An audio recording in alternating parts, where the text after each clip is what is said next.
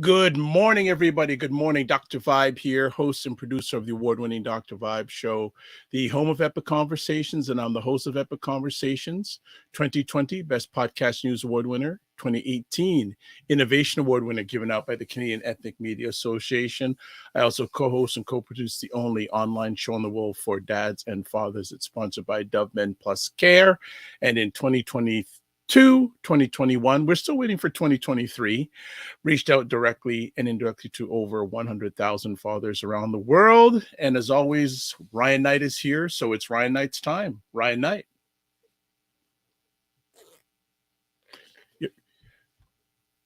Ryan Knight is. We hear you. I'm one of the co-founders of the Afro-Caribbean Business Network.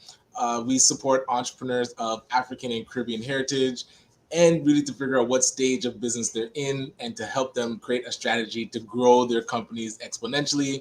I am an entrepreneur myself. I do run a company called Detailing Nights. So we provide mobile waterless car cleaning. So we go to people's houses or your office, clean your cars on the spot without using water, and our plant-based eco-friendly cleaning supplies. But we are not going anywhere today with this cold snap that has hit Ontario. You walk outside and it is real. So winter is here officially. Yeah, it got here real this weekend. Yes. Before we go any further, though, we've got to do our tradition on Monday. So let's get our Monday tradition going. So let's do it. This episode of The Morning Vibe is sponsored by the Macmillan Group, providing mortgage solutions one client at a time since 1999. Buying, refinancing, or investing. You can call them in the U.S., 905-813-4354. I said U.S., Canada. You can call them in Canada, 905-813-4354. And in the U.S., 904-586-5636. Well, you know what's wild, too? A lot of the U.S. is getting the same sort of weather we're getting, if not worse, in a lot of areas. But also, Group also, yeah, this is their information, Canada, U.S., toll-free number, website, themacmillangroupinc.com, email address, raycmcmillan@gmail.com. And also a little segue coming up on this Friday show. Ray McMillan's going to be talking about real estate investing risks and how to avoid them. So that's coming up. Just want to segue nicely for Friday. And a few other things. Subscribe to the Dr. Vibe Show on YouTube and hit the notification button. Also, like the Dr. Vibe Show on Facebook, LinkedIn, and Instagram. Also, to advertise your business product or service on any of the platforms that I host, please email me dr.vibe@thedrvibeshow.com. And then also join the Morning Vibe Discord group by emailing me dr.vibe@thedrvibeshow.com. And also, if you want to get in touch with Ryan while he's thawed out, there's his website address, Ryan Oneil Knight, Instagram at ryan.knight99, and email ryan.knight@acbncanada.com, and LinkedIn, Ryan Oneil Knight. So, Mr. Ryan, what did you do much this weekend?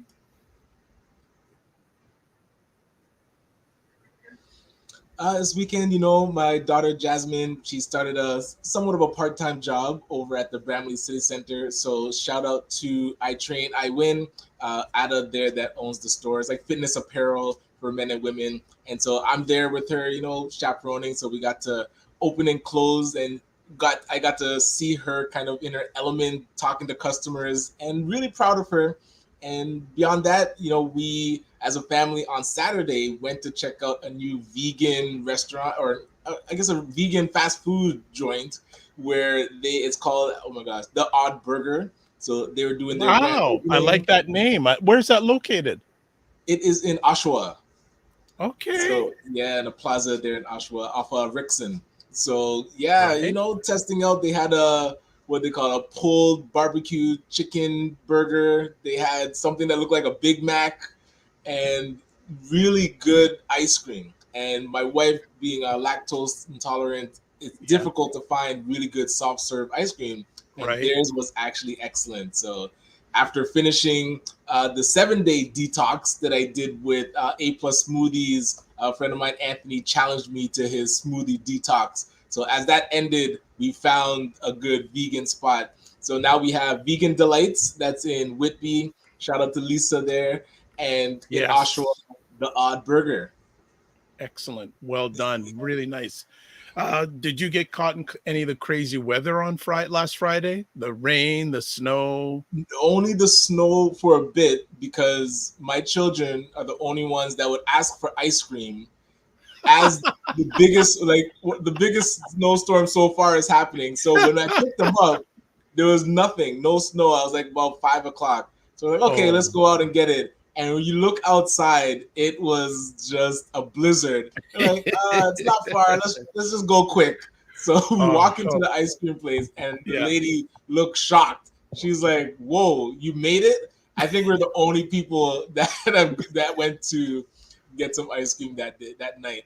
But no, it was Cool. fun. We really Oh. just hunkered down and kept warm inside. How about you? Did you go out at all, or were you inside? Well,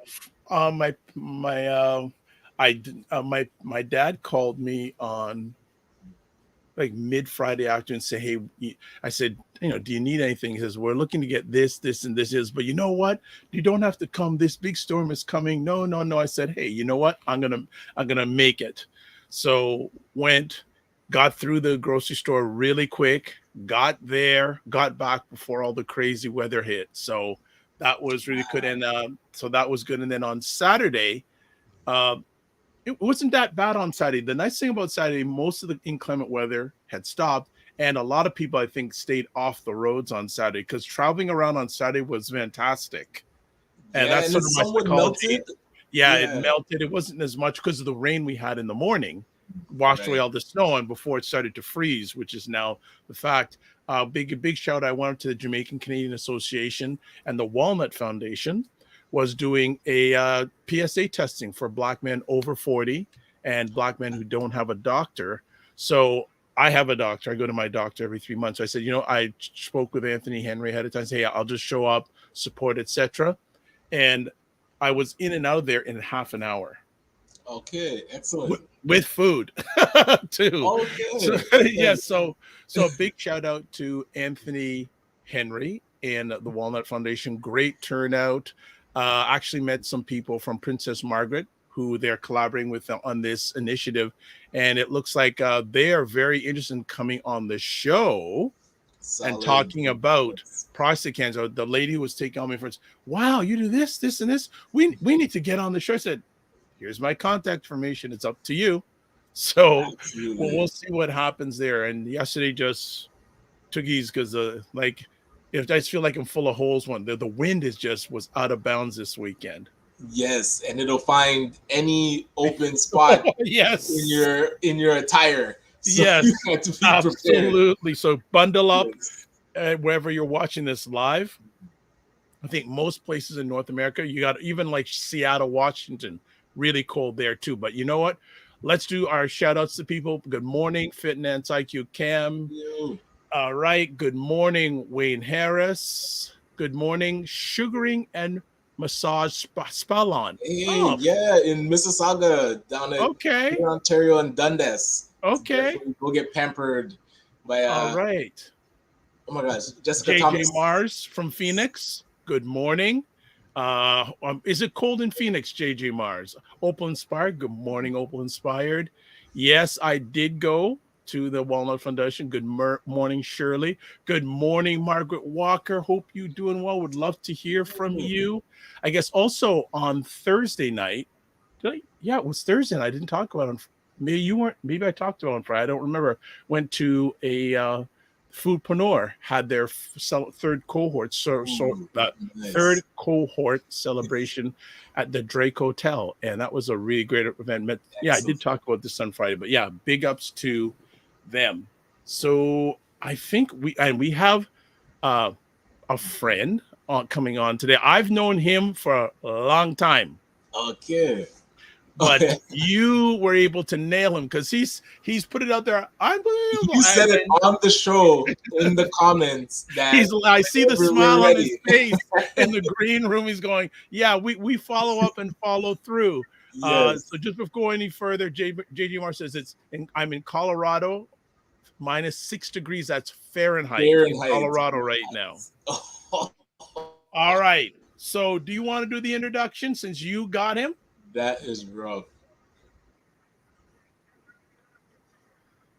Well, real quick, I'll kind of give a bit of context. So our guest today, I got to interview him at the Black Entrepreneurship Ecosystem Conference last year in June that we had in Windsor, and a lot of interesting, I'll say, conversation points around where the Black community is going, what opportunities are there outside of Canada and across North America, South America, and internationally.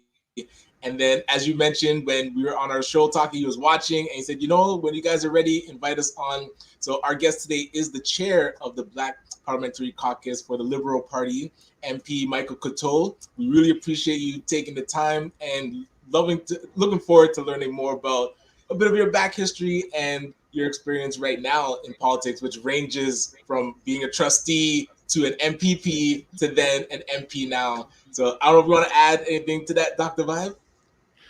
No, I'll just say I knew Michael before he went into politics. I'm just going to leave it at that. Okay.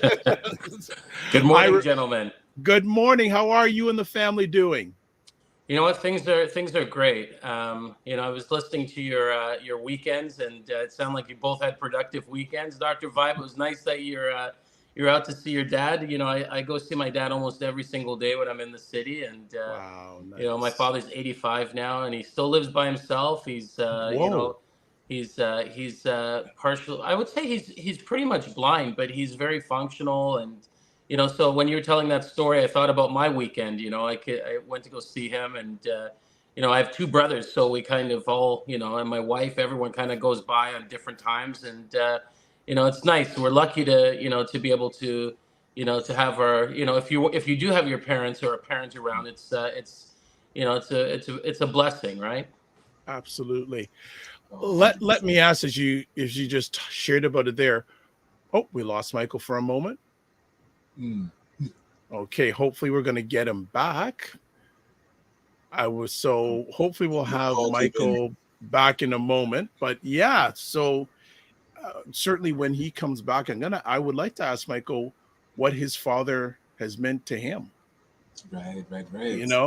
But we've lost him for a moment, so we continue on. So family, we'll get Michael Couteau hopefully back in just a moment, but we can continue on because we have. Oh, he's back, and Ryan is ducked. There we go. We got you back. No problem. Thanks, Michael. Good to have you back. I just wanted to ask, what has your father meant to you personally? Yeah, it's my father's from a small island off the coast of Grenada called Carriacou. There's when he was growing up, 7,000 people. Now there's 10,000 people on the island. And they have a very rich culture. Here, growing up, a lot of his young men he grew up with were here as well. So there's a group of them here. Probably a few hundred.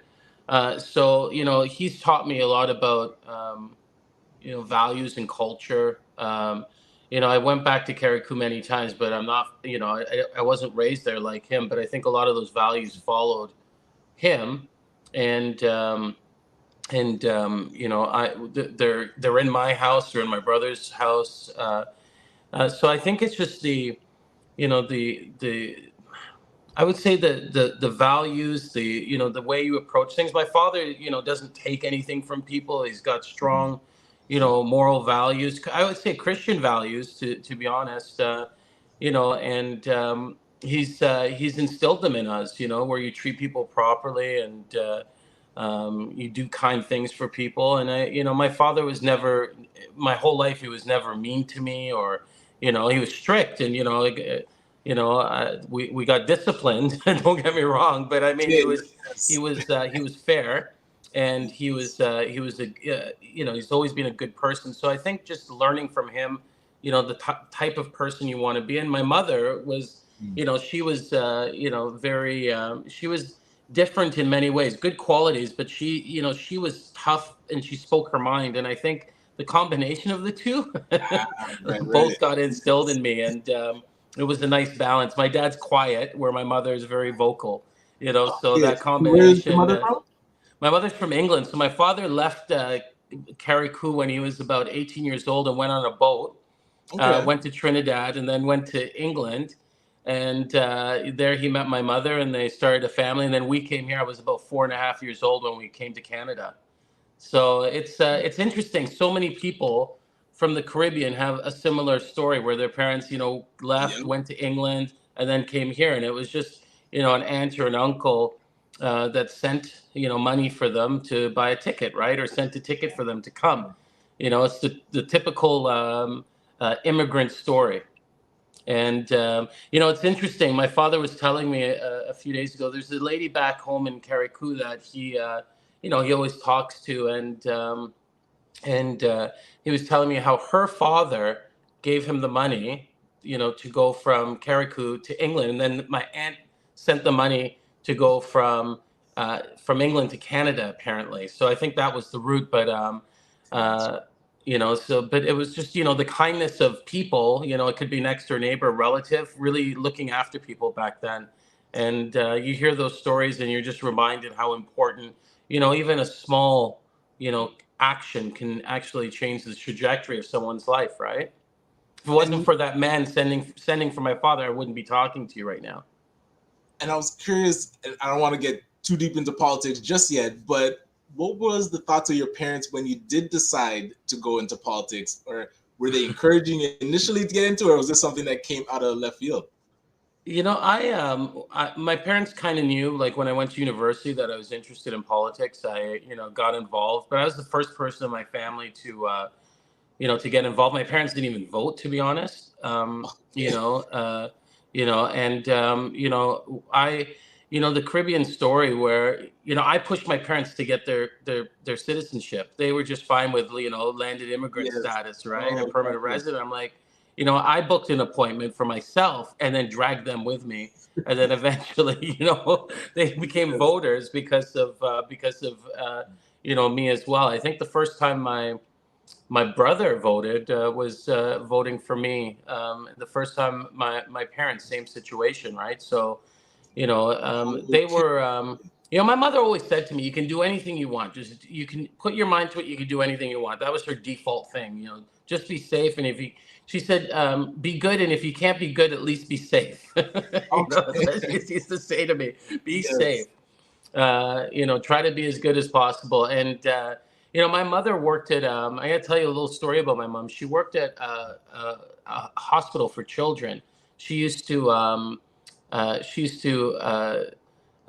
bring food for the kids there, and these kids who were there were in a bad situation where eventually, they were there with really severe cases where many of them would eventually pass away. So she would bring food for them, and she had such a great relationship with these kids. But my mother, mother and father are, they didn't finish high school, right? So.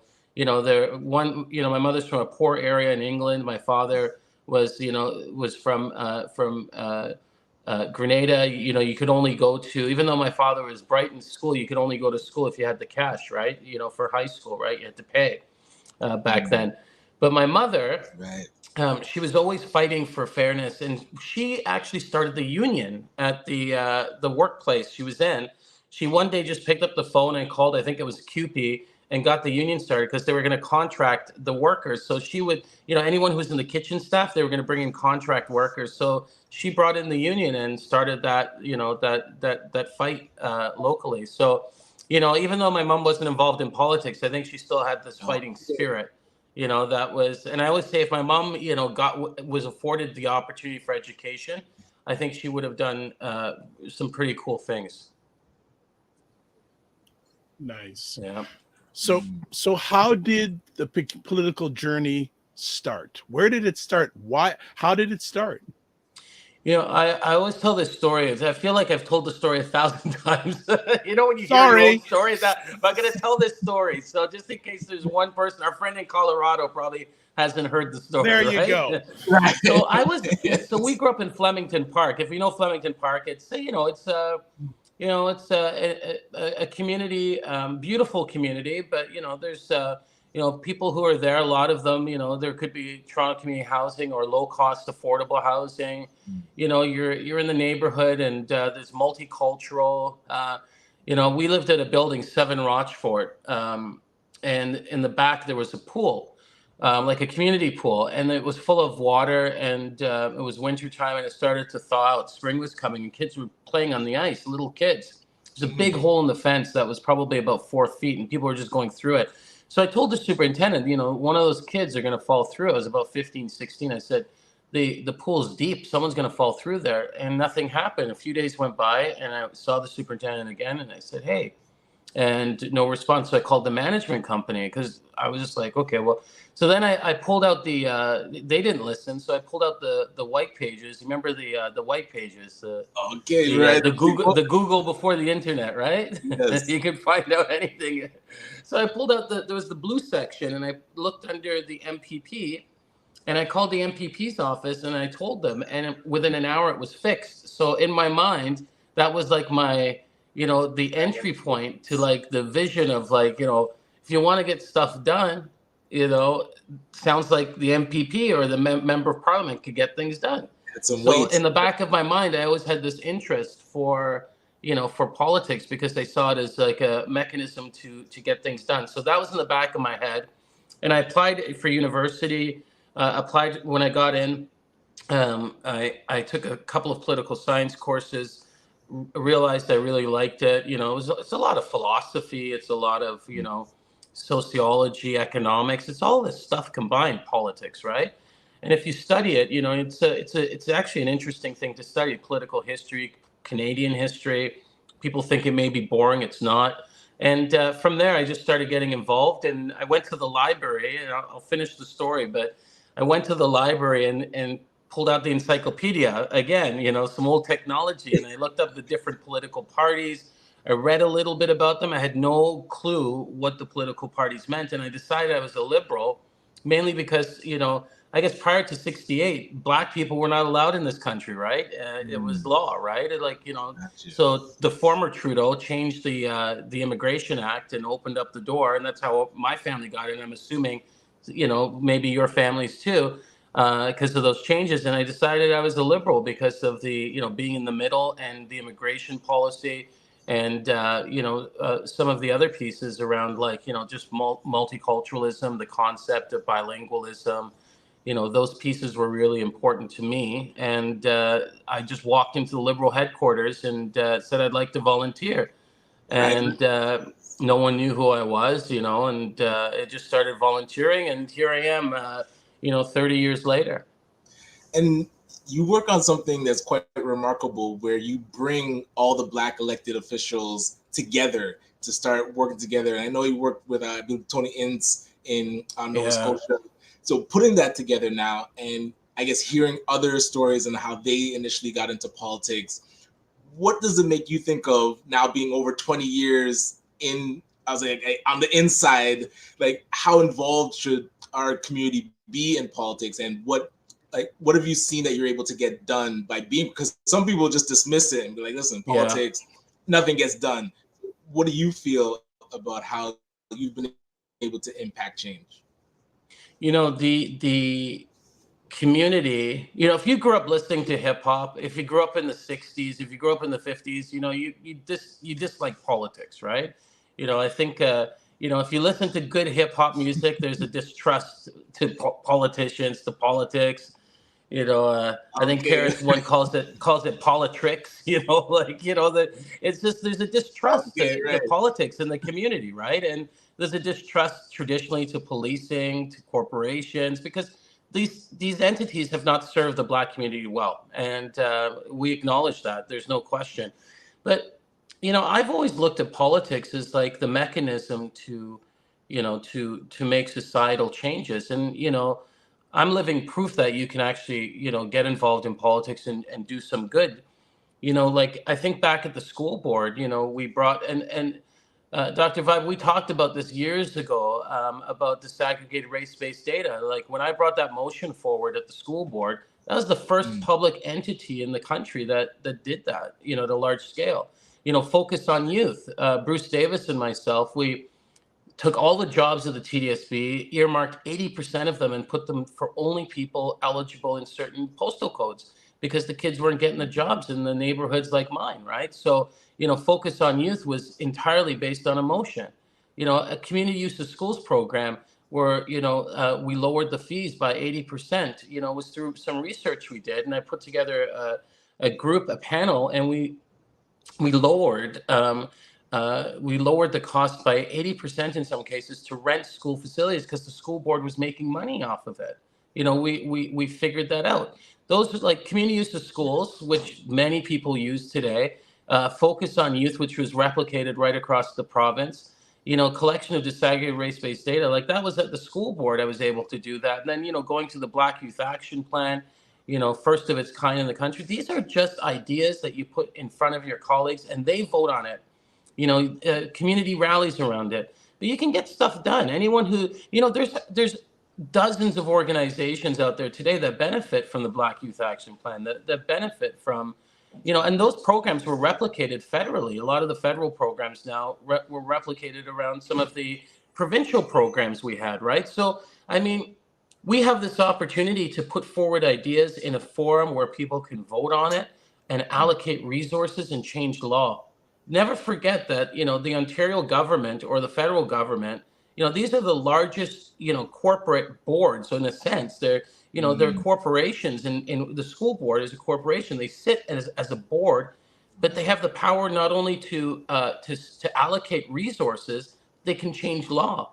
And when you take that under consideration, these are very powerful, entities. Like Doug Ford and the Ontario government is very powerful. They can change law and they can spend $200 billion per year. That's a lot of power. So to dismiss it is to dismiss, I think, a big influence in your surroundings that can influence anything from a book to a pen to a table, to a street light, to the pavement outside. Every single thing that we have around us is impacted by law and government somehow. Yeah, every single thing around you. And people need to realize this. Okay, I'm just going to put a stop. We're going to take a quick break. We've got a lot of comments and we've got a lot of questions to get to, but I think we're just going to take a quick 90-second break. We're going to come back with Michael and go in deeper. If you have any questions for Michael, please put them in the comment section wherever you're watching. I've put his contact email address in whatever comments area platform other than Ryan's LinkedIn, but I'll put it on the screen in just a moment. But we are going to be taking a 90-second break. We'll be right back and we'll go in a little bit deeper. See you in a bit. And that's what I feel like. You feel like you're the Harriet Tubman of the mind. I am. I feel like I'm I'm one of the Harriet Tubmans of intelligent Black people. Like I want to liberate y'all from like being left behind and ignored and oblivion. No, really, the rappers get all the attention. Seriously, does anybody else feel this way? Like ignorant Black people, they'll be all up, getting all the headlines on the Shade Room. Overly sexualized Black folks. Over like the twerkers and the just people that don't always represent the best of us, the diversity, like people like Dr. Vibe. Like everybody should know about people like Dr. Vibe. Dr. Vibe he's trying to do good work for Black people. Dr. Vibe from Toronto, good to see you, my brother. Dr. Vibe, everybody follow Dr. Vibe. He has a great show. He's very good at what he does, and I have a lot of respect for him. Okay, so let me hop into this. What's up, Dr. Vibe? How you doing? Everybody, if you see Dr. Vibe in the chat, everybody go follow the Dr. Vibe show. Dr. Vibe is a real smart brother and a good human being. I like the guy a lot, and he's very intelligent. And I think everyone should pay attention to what he's got going on. We got to shine the spotlight on the intelligent Black people out here that are really doing the good work. Don't just pay attention to the rappers and the celebrities. A lot of these people are losers. Your true winners are your people in your community that are really having your back. Helping us to have stronger families and a stronger community. So Dr. Vibe is in that category. So you might see the Dr. Vibe show in this chat. If you see him, please go follow him. Okay. All right. So anyway. Okay, we are back. But wait for Michael to come back. But while we're waiting for Michael to come back, we can get back to a whole pile of comments. So let me just get here. Oh, and we have someone in from Windsor. Do you remember this person, Ryan? Do you remember this person? Hey, Salam. So Salam is here from Windsor. Welcome, welcome, welcome. And she said, Salam saying yes, Flemmo. Yes. so Salam knows that area really good. Good to see you. Michael has got a good comments here from Wayne Harris. Michael has been consistent in his advocacy for the community. Thank you. P.S. He's taller than me. Not cool. Okay. Oh, okay. And Wayne is a tall gem. Wayne's taller than me. JJ Mars says from Colorado, people naturally vote or support their own interests in order to improve their station in life. Wayne also says blacks from the West Indies have been here for years, i.e. black porters, domestics, etc. His parents came in 1963. And JJ Mars says most black people naturally start off politically as liberal. So we've got Michael back. There we go. There's Michael. We got you back, sir? Okay. Can you hear us, Michael? Okay, I think we're having some. Hey, can you guys hear me? Now we got you. I had to disconnect it. It cut me off, so I disconnected and rejoined.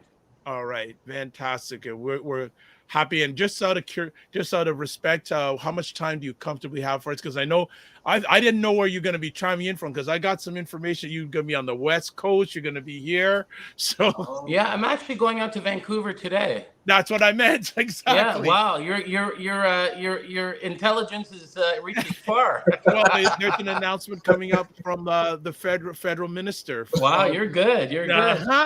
Okay. Okay. We're just hanging out. We're just hanging out. But comfortably, how much time do you have available for us? I booked an hour, if that's okay. So another half an hour. So it's up to we got another half an hour left. Fantastic. So I want to jump in and ask, you have been now 30 years in politics at local, provincial, and now federal level in this country.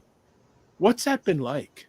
Yeah, so it's been 20 years. I've been involved in politics for about 30, but 20 years being elected. It's it's been interesting. When you're a school board trustee, other politicians, and if there's a forest of politicians, when you're a trustee, you're like the mushroom, and that's not mean to insult. It's just you don't have resources. People don't take you as you got to do everything yourself. You don't have the budget, resources, all that kind of stuff. So you learn to do things yourself. Mm-hmm. You learn to get things done. You've got a bit of help. Don't get me wrong, but you're not walking around with an entourage of people around you. You're not being driven places. It's a very different thing. I actually think, all politicians should have an opportunity to go through a school board, because it teaches you the value of real public consultations, how to speak to people, how to work within a crowd. So that was probably one of my favorite times in politics, being at the school board, because you're on the ground helping folks directly. And I honestly think it's probably one of the most valuable elected positions that we can have at school boards when it's done properly.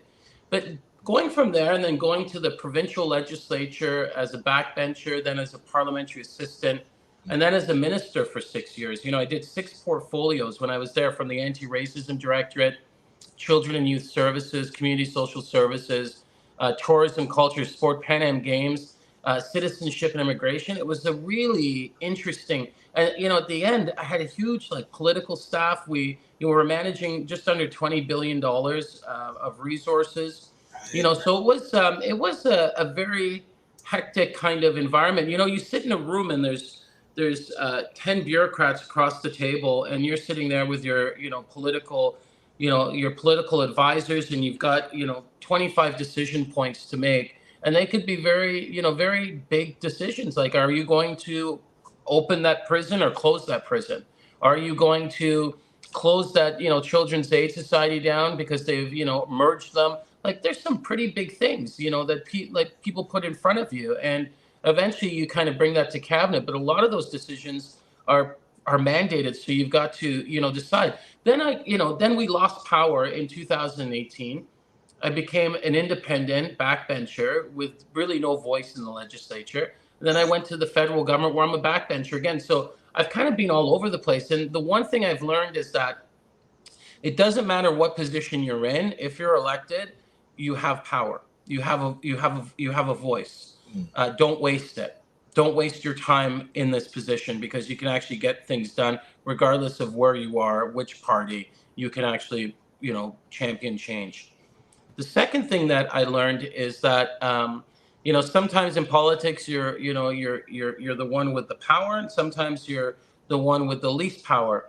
And if you're the one who has the power, you should never, ever look at your opponents in a way that, is disrespectful or, puts them down. And I've seen this in the legislature before, where, people in the government side are saying, oh, you guys, look at you guys, you're, like, just not nice things. And that's not the way politics should be. Going to the backbenches and going as an independent, you have to rely on the goodwill of people who have a little bit more power than you. So, I've learned that regardless of who the person is, what political party they're in, treat them with respect until obviously they disrespect you, but, treat people equally in those environments, because they're there to represent their community. They're there to get things done and work with people regardless of political party to actually overcome the barriers that are put in place naturally by the party system. And that's how I work. And that's, I think going into all those jobs kind of taught me that, sometimes you're going to be the one who has the power. Sometimes you're not going to be the person who has the power. Work with everyone in order to find a balance. So those are the kind of things I've learned. And it's been an interesting experience for me, 20 years, going from not knowing a lot to really having a full, a full spectrum of politics at this point. I've seen it all, except the municipal stuff, like City Hall. Yeah, everything but City Hall. Yeah, I've seen all three different bodies except City Hall. A question for you, because I know time will flee fast, and I think it's important. A lot of people want to hear your thoughts on this. What, from your lens, are the pressing issues for Black Canadians as we're chatting today on January 15th, 2024? Basically still a new year. Yeah. Well, I think the first thing is that, many of the issues that impact the Black community are the same issues that impact all communities, right? And it's affordability and housing. Those two issues are big issues for Canadians as a whole. But I think there's no question, and this is why I always advocate for data collection. Those two issues will impact the Black community in a different way. It'll be the affordability issue will impact and impact Black Canadians in a harsher way than just say the average Canadian. Same with housing. I know that when the statistics I've seen around even home ownership pre-COVID, I think the number was around 26% of Black Canadians own a home, versus I think the average was like 56 or 55%. Those numbers could be off just a touch, but the point is that home ownership in the Black community is not nearly close to what the averages and what other groups may actually have. So I think those affordability, home ownership are the big Canadian issues, but impact Black Canadians. But also, I think as Black Canadians, the asylum seeker piece has been a specific item that is resonated with Black Canadians, because a lot of the asylum seekers are from Africa. And, so I think that's an issue that, that we're paying attention to, and it's an issue that we need to do a better job on. And that's, I think that's not just the federal government, but the provincial government and the municipality. we need to work together to do what we can collectively to better position asylum seekers in this country. So I think those are some of the issues that are pressing, but there's long-term issues like, around education, the justice system. Those are two pieces that have always impacted our community differently. I don't think I have to go into many details, but we are making improvements. The data collection around education, when we saw that there was a 42% dropout rate in the Black community back in 2006, 2007, that number has dropped substantially. Black students are doing better. And I think, it's because of a lot of the work of acknowledging the problem, identifying the issue, and benchmarking it and looking for ways to make improvements. So we've seen some increase by making us as a society aware and admitting that the system was broken. So I think those are some of the issues that are impacting the community in different ways. But hey, we're a very diverse community, and there's a lot of diverse issues that impact some communities, within communities differently, right? So, but I would say that those are the big issues that, I'm focusing on today. Okay. All right. And I'm very curious because there's something I didn't hear in the pressing issues. And before I ask this question, I do want to preface it and thank you for being so supportive, being accessible. You came to our first ever ACBN symposium when we were at the BBPA, and now we're celebrating our 5th edition coming up. So I'll make sure you get your invite Saturday, March 2nd, for those that are listening. But I didn't hear you say Black media. And I remember we were at the parliamentary meeting at Afro Global. And they mentioned that Black media was going to start getting support from the federal government. And this was the Black Parliamentary Caucus mentioning it. So 2 questions. One, what updates could you give on support that would come to Black media? But also, what can we do to keep this, this topic front of mind and actually get things moving? Yeah, well, there are Black media that I know that are out there that have received federal grants. So there are grants that are available that people can apply to. More specifically, with the changes in, with the Minister of Heritage in regards to, receiving money from the big social media platforms, the big platforms like Google, using that money to reallocate to organizations like Black media that are sharing the news. But I agree that it's it's when you look at Black media in Toronto, Ontario, and across the province, they do struggle because it is really hard to compete with with a lot of the platforms, but also publications out there. And there's no question that government, I think, needs to support local media because it reflects what's happening on the ground locally. But also, I think the community is going to listen to Dr. Vibe and see the authenticity versus a mainstream publication, and the news will be more relevant and resonate with that specific person in the community, right? So, the publications that are out there today, I think they do need to have more support because our media is dying in general in Canada. And when you put the layer of ethnic media on top of that, it even becomes more complex and complicated and challenging in many ways. So, but it is an issue without a question. Okay, we're going to keep on pressing you. Just realize that. That's fine. Yeah. Okay. I wouldn't expect anything less. Okay, good. Just some few quick comments. We're going to ask a few more questions. Global Women Ambassadors Canada, this is really needed. Thanks, Ryan. Hayden Morrison, one of our regulars, says, I listen to a lot of politicians and interact with a few. You're one who's very inspirational. Oh, thank you. Absolutely. You are now the head of this Parliamentary Black Caucus. Now, I guess 2-part question. I like to ask questions in twos, but first of all, can you share with us, because there are maybe a lot of people who are watching this who don't even know what the Parliamentary Black Caucus is. So that'll be my first question. Can you share with our audience that? Yeah, Parliamentary Black Caucus is a group of people who are supportive of the Black community, who may have a large constituency of Black people within their communities, or just really care about the issues, and they come together.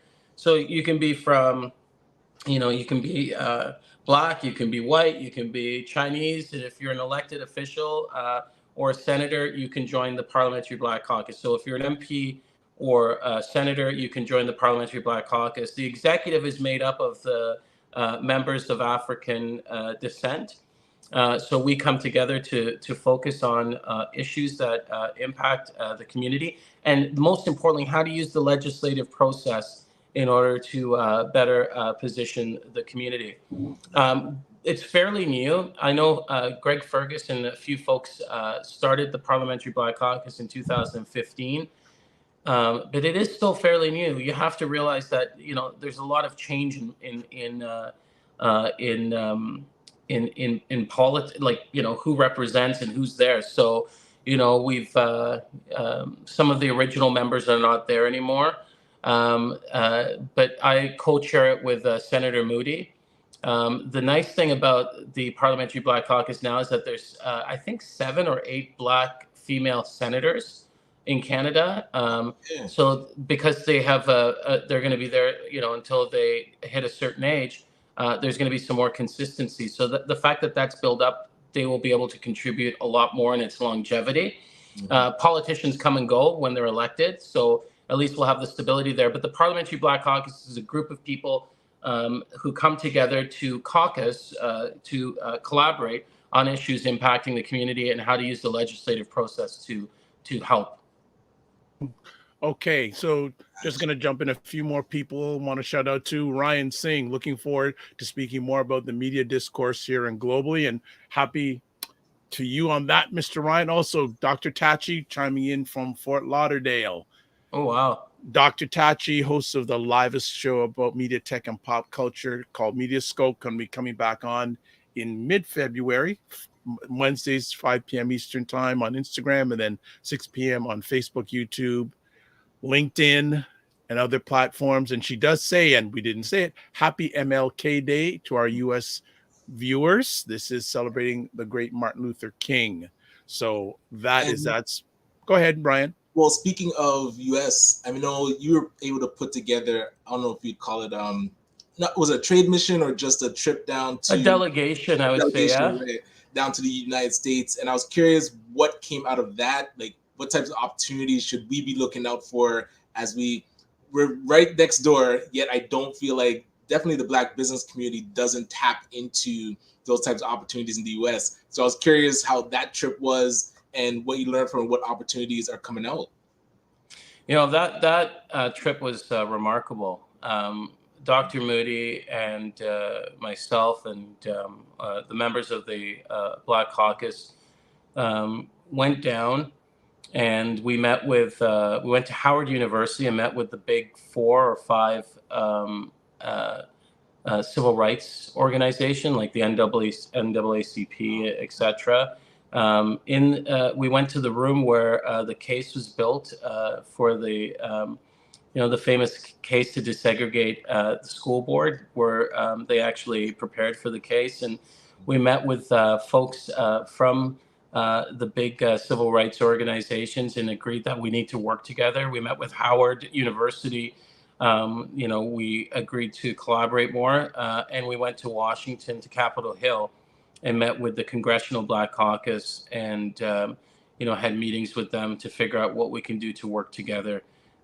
It was the first time Black politicians in Canada and Black politicians in the United States have actually formally met. It's never happened before. So it was a start, and it was more of an introduction than anything else. And, I have to give a shout out to the Canadian Embassy there, because they were very helpful and they supported us a lot. They hosted the ability for us to meet more people at the embassy. And it was a very fruitful meeting, because now we have those relationships, and we're going to build off of that to see what we can do to continue to work with them. The challenge always is that when you do things like this, there's not necessarily financial structures that allow for us to, to do it in a way that, it allows it to be an entity. In the States, they actually have a foundation that they work from that actually pulls everything together. We don't have that mechanism politically here in Canada. So people are just doing it, through their budgets and through their work. But I think there's going to be a time in the future where we do build more capacity as the Black community politically and look for ways to, to collaborate more with our colleagues down south. I think there's value in it. Okay. With over 20 years in politics, what's changed? It's interesting. Since the last 5 years, politics has really changed. Even the way people interact. I think social media has drastically shifted politics, where there's a lot of misinformation, disinformation that's out there now. People believe things and there's because their sources are different. I have people who call me, and the things that they say to me around conspiracy theories and what they think's going on with the federal government or provincial government. Some of it's just it's unbelievable that people believe this stuff.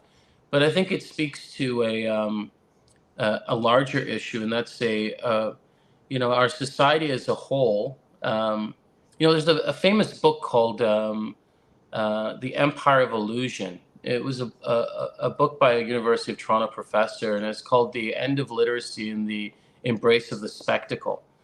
And it was probably about 9 years old, but it talks a lot about how, the things around us today, how they're built, in an artificial kind of way, even relationships, right? How we speak to each other. And then to top it off, COVID came, and a lot of our young people now, the way we socialize with each other has shifted.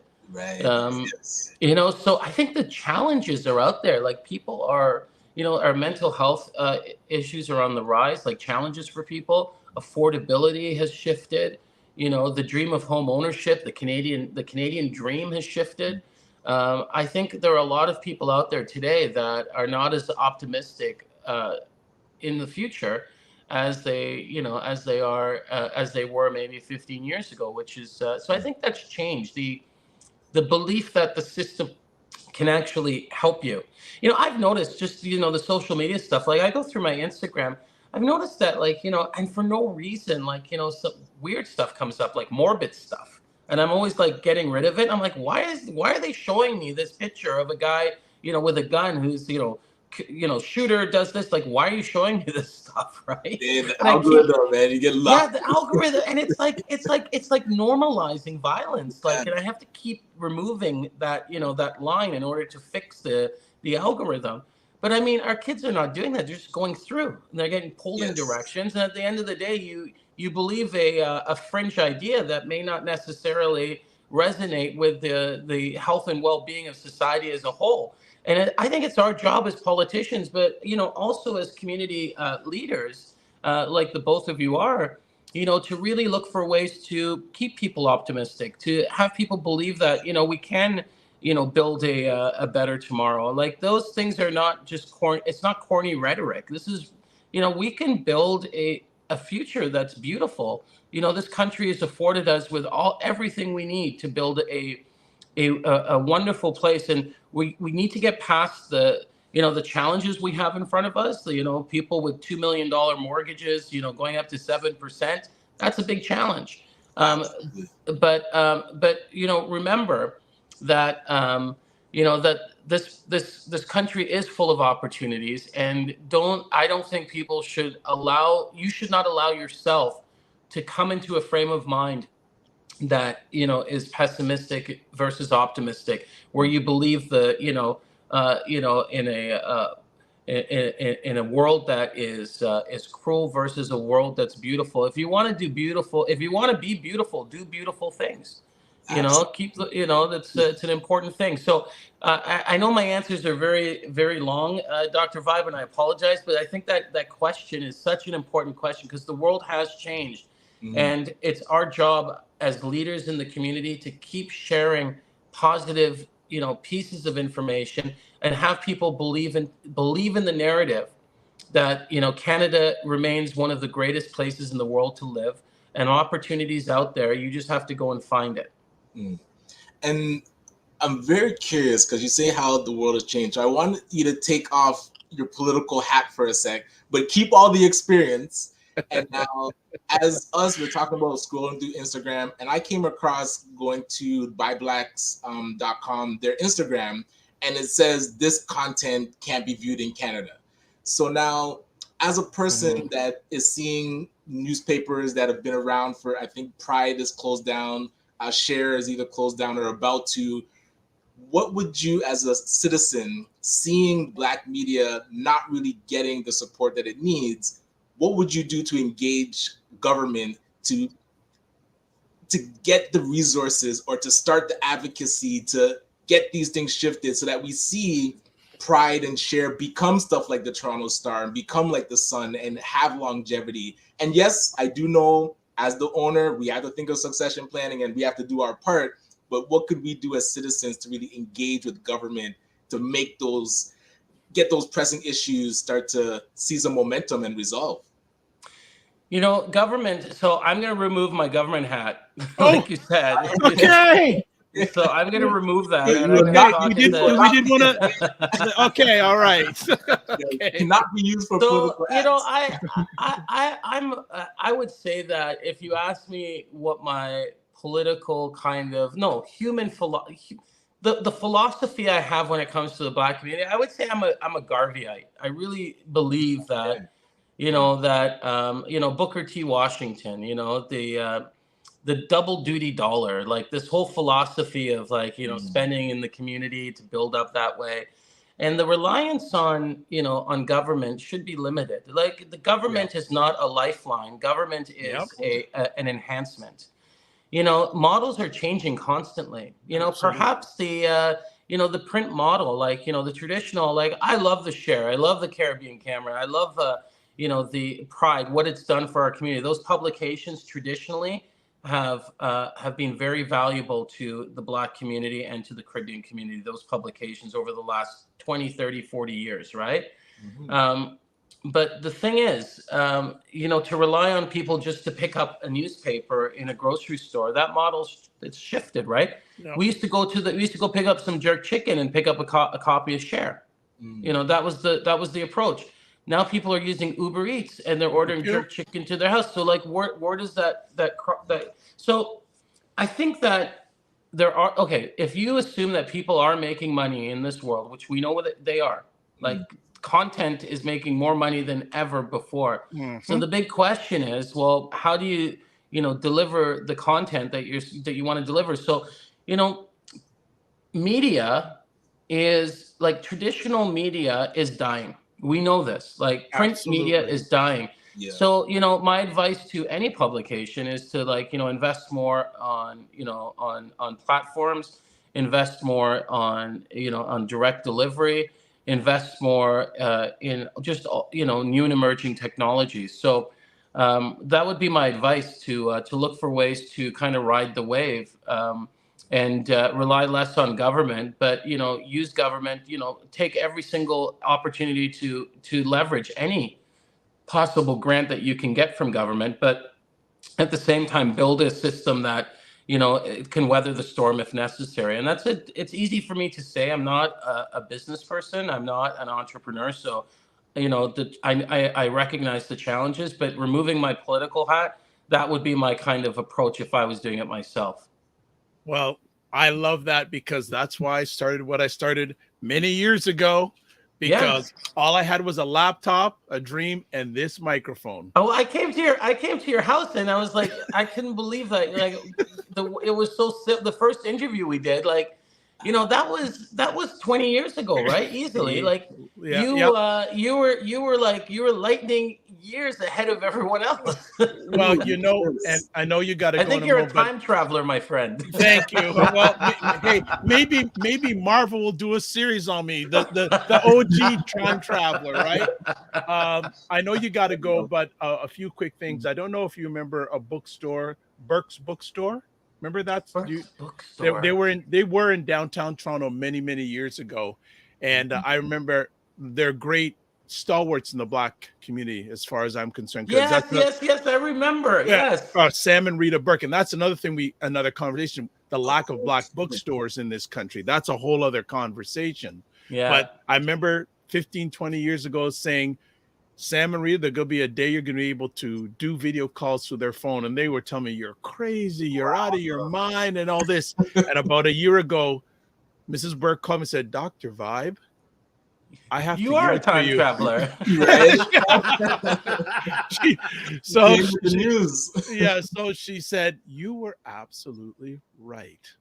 So we have to stay ahead of the curve, and we have to, just piggybacking what you're saying, Mike, we got to control our narrative, and we have to control our properties, because you have to know your value, and you just got to keep on keeping on. It's a journey. It's not a race, especially in these digital warfares. And we, you know, we want to do things like this, but you know, I always think about the fact that when it comes to the very basics in life, like groceries and beauty products, like we don't even control that, you know, as a community. That's the most basic thing. Food, there you go. And just daily use, you know, coconut cream to, like, you know, to hair products. Like we don't even control that within our community. And you know, how can we expect to control, you know, other parts if we can't control the basics? So, you know, if I was an entrepreneur, this is what I would do. You know, I would put together a collective.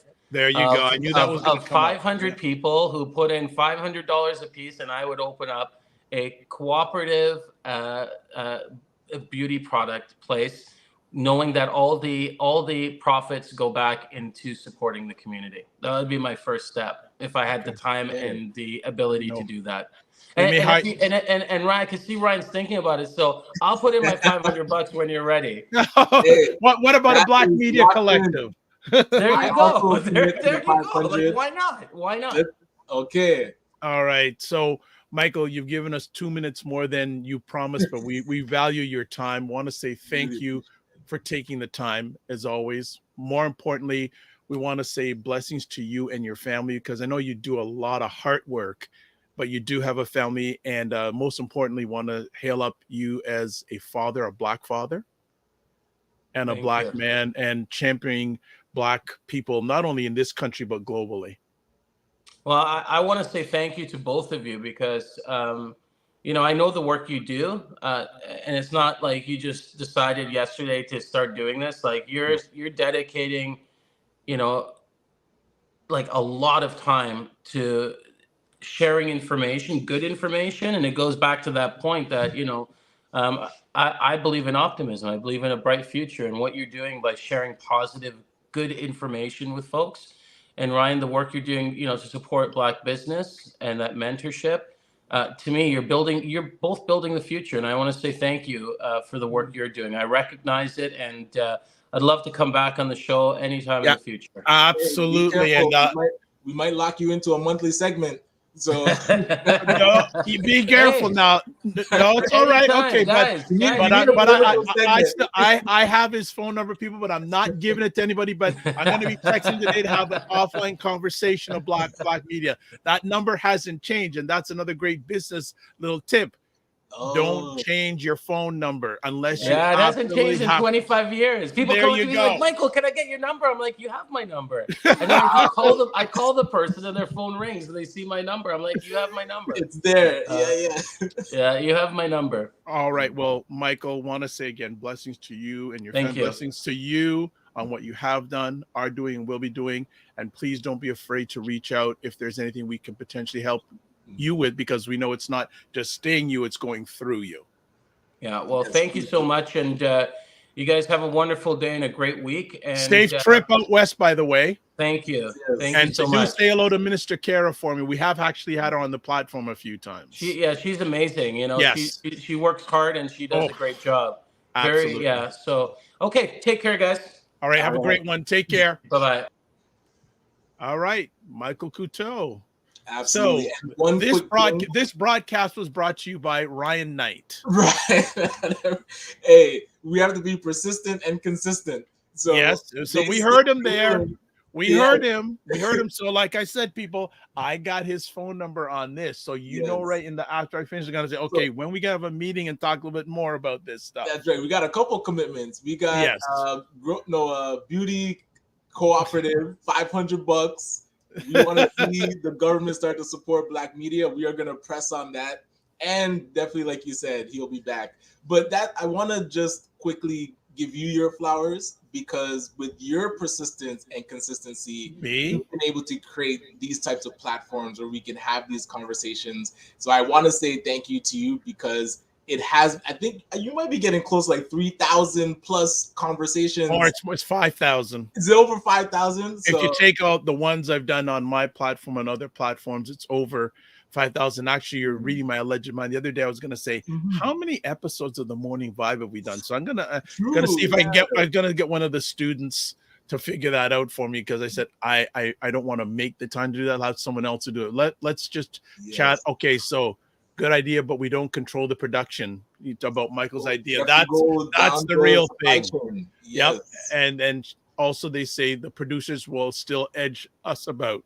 It's true.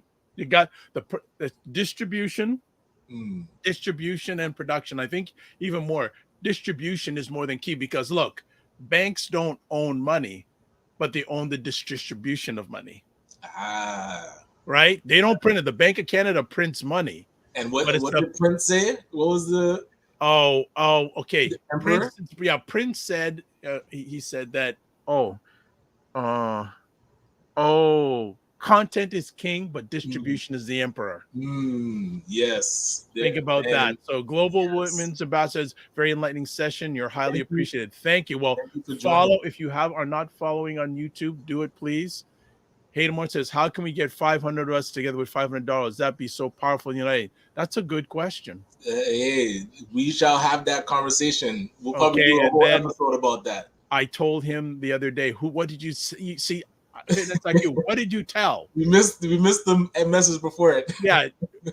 Well, I didn't see the message before, but Dr. Tachi, of course, yes, they should look to digital platforms. Absolutely. And, good segue. Dr. Tachi, she was on last Friday, by the way. She is going to be very soon starting Indie Soup Media, which will be an independent creators digital platform that's going to be based out of the US that will have this type of content from Black Canada on it. So she is.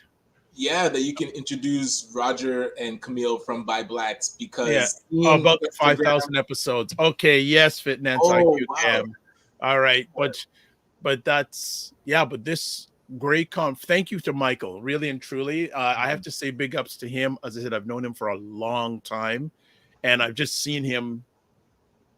Like the first time I met him is like a 5-minute drive from here, coming out of a hamburger place. Okay. And now he's getting driven around. Flown around and driven around. Flown around, yes. Flown around. And it's interesting, you talked about the control of media, and I heard a very interesting perspective yesterday from Dr. Boyce. He was talking about the whole Shannon Sharp, Cat Williams thing. Little question he had, he said, it has now over at least 40 to 50 million views. Definitely past 40, yeah. But interesting enough, do you wonder controlling of the algorithm has made that so big? And I think you mentioned this when we briefly talked about it, where what is getting pushed out there? Is it the crabs in the barrel stuff about us? That's what I mean. That's where I was like, but the algorithm's against us, but we have to then pull out the actual progressive empowerment things, so that, man, the algorithm controls the way that we think and the way that we talk in daily life. We let it. It's hard to get away from it. Like even Michael was mentioning, when you're scrolling through, you have no control of the algorithm unless you create your own algorithm, like what Dr. Tachi is doing with Indie Soup. So yeah. And that's where I was saying, if you get introduced Roger to them, because Buy Blacks should be in that space. Yes, you have your website, but seeing how Instagram, Facebook, Google almost did it as well, can just block your content, and you have thousands and thousands of followers and subscribers that now cannot see what you're producing. If you're not owning that distribution, like I said, the emperor rules all. So you have the content, but if you can't get it to the people, you're stuck.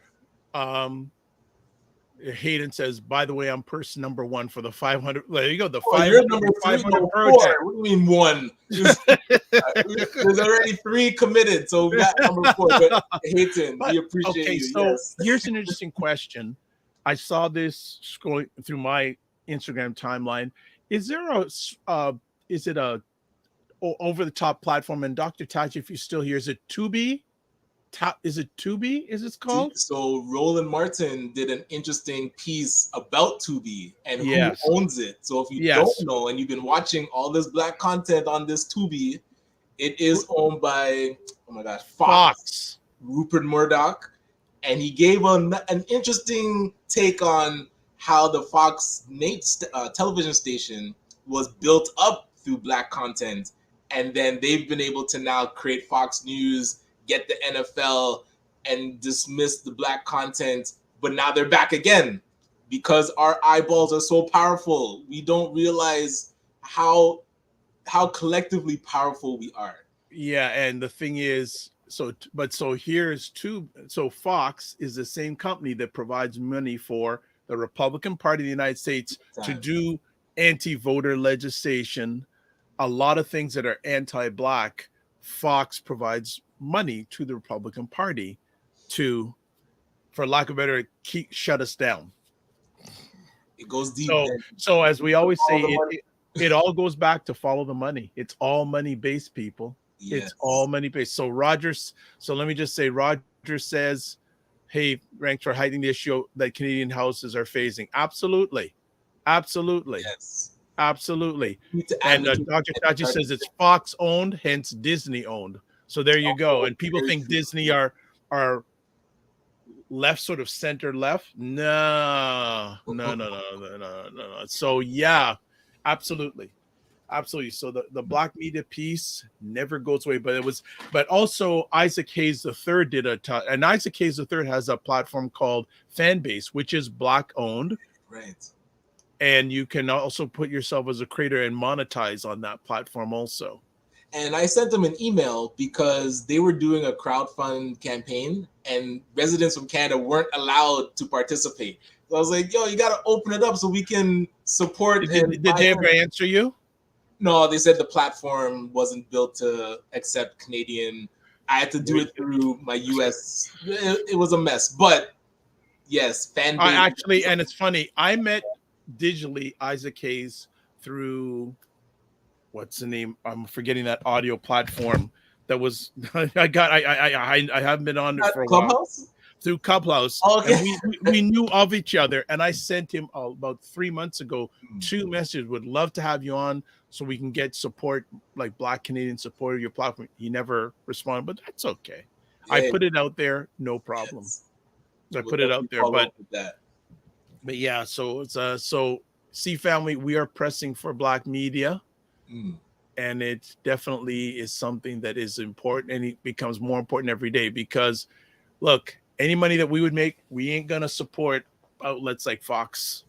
Jeez. But this is where we don't realize how we support it with things that get put out, and we don't understand, like you said, follow the money where it actually lands. So something like Tubi comes on the scene, and then they put this black content, so people start talking about it. It's like, oh, let me check out this thing, but you just think it's kind of surface level. Oh, another platform, but everything, the money all flows somewhere, no matter what platform it is. And even the question came up about Shannon Sharpe and who's actually producing what he does. And because he kept mentioning like, oh, I don't know if I have a show after this. It's like, who's he talking to?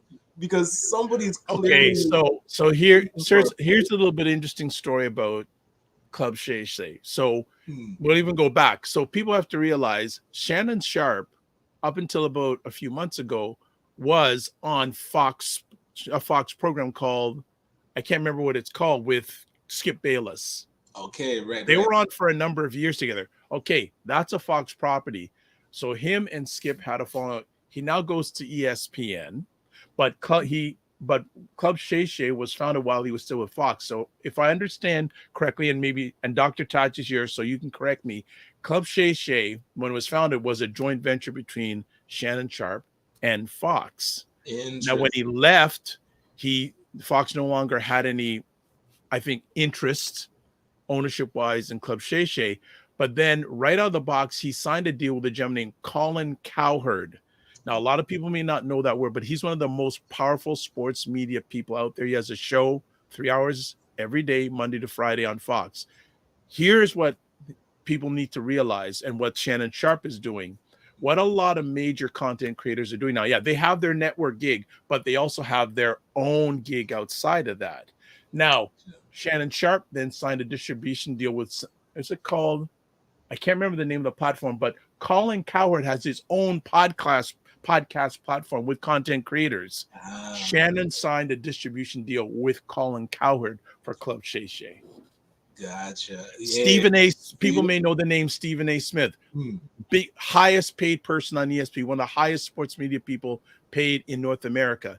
He's on every Monday to Friday on something called First Take. He took Shannon Sharpe, put him on First Take. They're on 2 days a week. But Shannon Sharpe has his own podcast outside of what he does with ESPN. And the language he uses on it sometimes, it ain't general language. Jeez. But see, yeah, you see, there's Dr. Tachi said, yes, our Club Shay Shay was a Fox Sports podcast initially. So thank you. Right. But so this is what we have to do. Sure, you can have your prime gig, but see what they're doing? They're creating their own entities saying, hey, if this doesn't work out, I got my other. And Club Shay Shay has, look, think about it. Shannon Sharpe was smart, because what he did is, all those people who are Club Shay Shay fans, guess where they're going to watch Shannon on Monday and on Tuesday mornings? They're going to go to ESPN and watch Shannon Sharpe there. Advertising revenue goes like this for ESPN. It's going through the roof, right?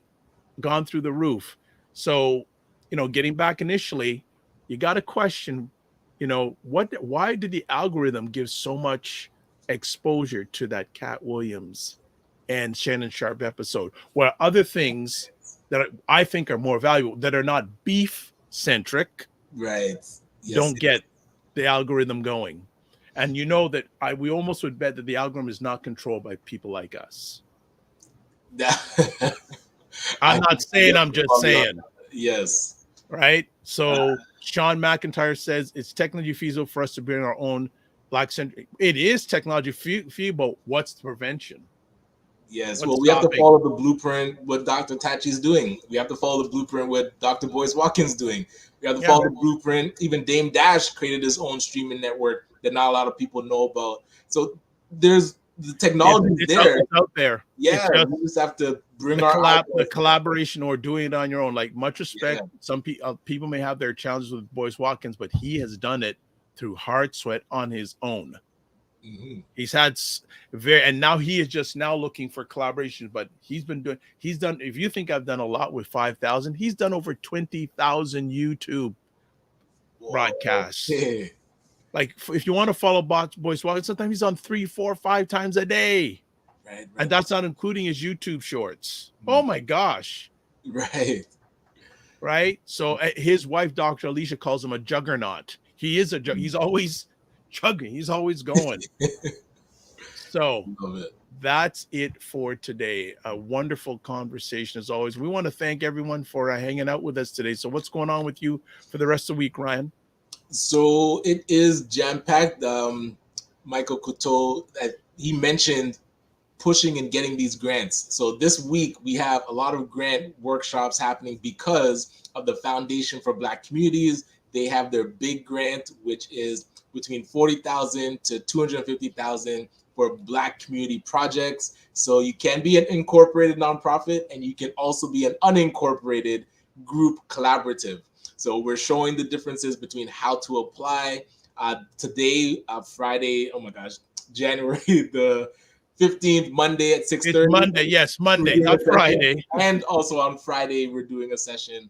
So we're tackling the different streams. And yes, if you're interested, definitely tune in or check out my YouTube channel where we did an overview of the grant. So if you don't know about it and you're hearing about it for the first time, go watch that. And then if you're interested, come join us and we'll help you write the grant. So yeah, that's kind of... You still want me to do this media thing, eh? Put together the collaborative, man. Oh. It only takes two. If you know one other person that's interested, that's all. Well, the other person I'm interested would be interested. He's an incorporated too. A nonprofit? He's incorporated. He is a for-profit, not for profit. But that's what you need. You need, if you're not a nonprofit, you can create a collaborative group that's unincorporated. So you don't have to have an incorporated business or nonprofit and still be able to apply. Okay. So send them a note. Be like, hey, if you want to work on this Black media thing, we can possibly get some resources behind it. All right. So first things first, you can watch replays of this show on the Dr. Vibe Show on YouTube and Facebook, Afro-Caribbean Business Network, Facebook and YouTube, and Ryan Oneil Knight YouTube and LinkedIn. Next up, subscribe to the Dr. Vibe Show on YouTube and also hit the notification button. Also follow the Dr. Vibe Show on Instagram, Facebook, and LinkedIn. Advertise your business, product, or service like the McMillan Group always does on Mondays. Contact me, dr.vibe at the drvibeshow.com. Also join the Discord group. Ryan, you know what? The link you gave me on Friday, I deleted by accident, so I need to get it again because I want to put it in the Discord group. All right. Coming up on Friday's show, Ray McMillan's going to be talking about real estate investing risks and how to avoid them. We got some other comments here. Yes, Fitness IQ is going, looking about something. And then Ryan, he's talking about me, LOL. Yes, I am talking about him. Good. He knows I am. Hey, I'm very familiar with grants, so he can definitely. I would be more than happy to go in with Dr. Dundas and the first. I call her his wonderful wife, Camille. I call her the first lady of media. Yes. So I'm going to. So I have a Dundas communication today, and I have a Coteau communication today to get done. So those things are going to get done. So that's it. That's all. Thank you everyone for watching live and on the replay. It's appreciated, not taken for granted. So live your life as a dream. If you can dream it, you can make it. Sometimes you have to get small to get stronger. Block assumptions and then aim bigger, aim higher, aim wider. And then also don't just manage your time and better. Yes, better. Thank you. Thank you, my mentor. And then just don't manage your time, manage your energy, and remember to give yourselves grace. We will see you on Friday with Ray McMillan, and in between, join the Discord group and keep abreast because we making things happen and we're moving forward. God bless, peace to all, keep the faith, and walk good.